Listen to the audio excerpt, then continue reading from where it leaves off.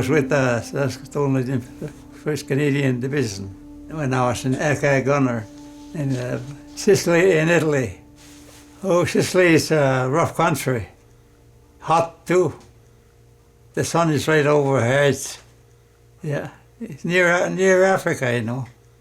First we were fighting against Italians, there with the Germans. But when we got to their country, they quit. They turned around and go with us, you know. Me and another guy scout this place. It was a stone building, and we were supposed to report where the location is.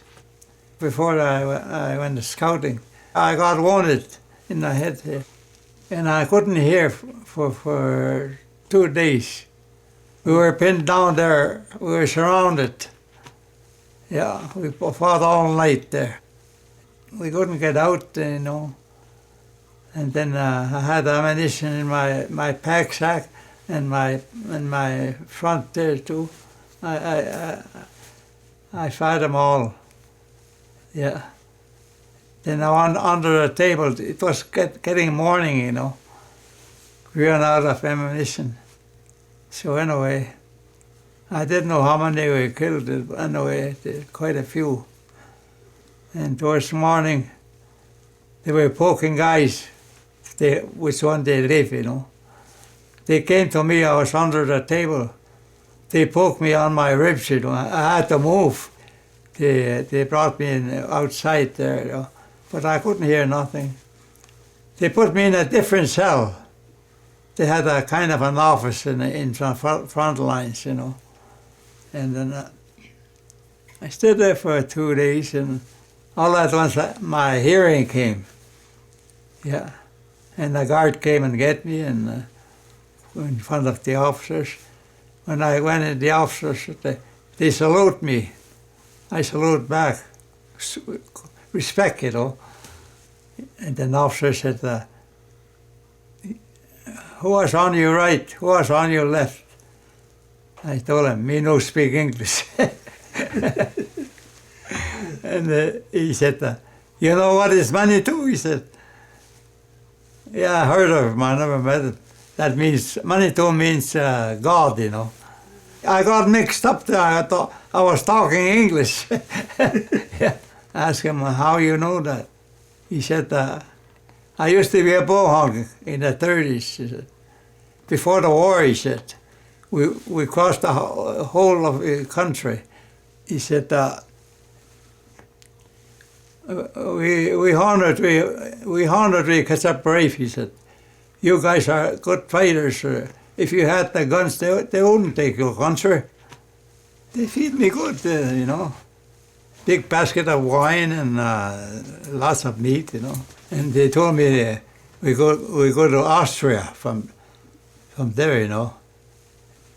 We took us in the trucks at night, and we fast travel all night. It took us 2 days to get to Austria. And then from there, we boarded boxcars, you know, 15 a boxcar, prisoners from all over. Boxcars are small over there, not like here. So we traveled 4 days without water, and they gave us garlic to eat and a lot of stuff like that, but no water.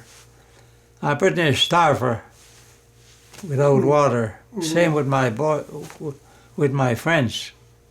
That last night I prayed to the Creator, ask Him, if you should take me to your kingdom or make a way so we can kill our thirst.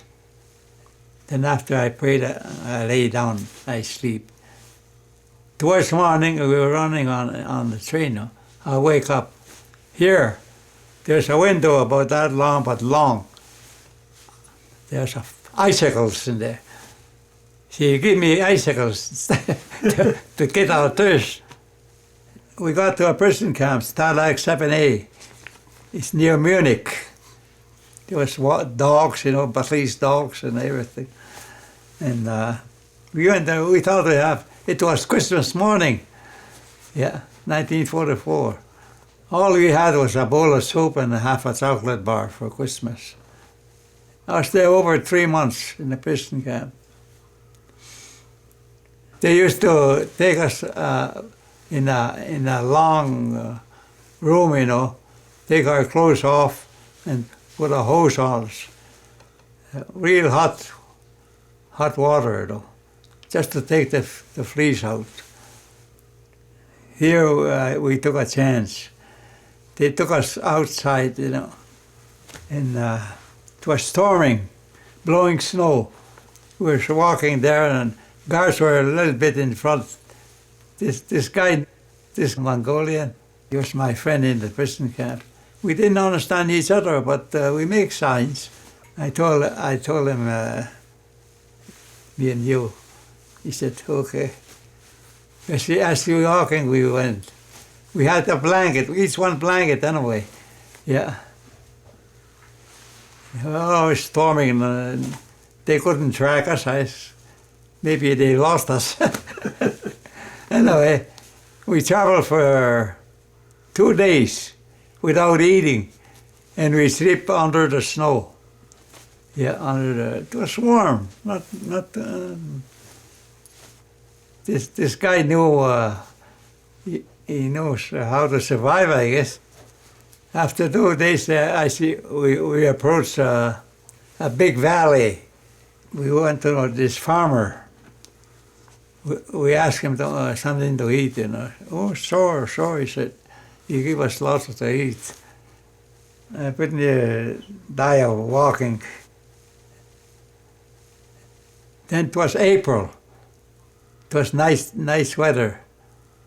And there was a town there before we got there. They had white sheets.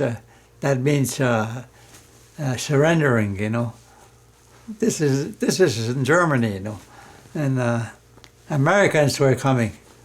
We run out there. Americans were shooting us. We got mixed up with the Germans, They wanted to surrender. So anyway, we ran to another building. It was a stone barn. There was some animals still in there. Yeah. And towards noon, here a big tank came in near the door. Yeah, it was Americans. Yeah. So me and him, we went out. We went out with the Germans too, And they asked me where you guys come from. I was dressed with a Russian coat. That my friend lent me his coat, It was sheepskin lined. Yeah, it was warm. And then he thought I was Russian, but I told him no. These were some Russian army, that Mongolian, Yeah. So anyway, they couldn't ask him questions, and they told me, "You just stay here," he said. "There's other people coming. They'll look after you," he said. Okay. Sure enough, pretty soon they arrived. They built big tops, everything, and tents, shower, where you can have a shower. I never changed clothes for 3 months, The war is just about over, And they sent me into hospital for 4 weeks. They got x-rays of me. My guts were shrunk without eating. I wouldn't die of thirst and hunger. I never gained weight, and I can't eat a big meal, just a little bit.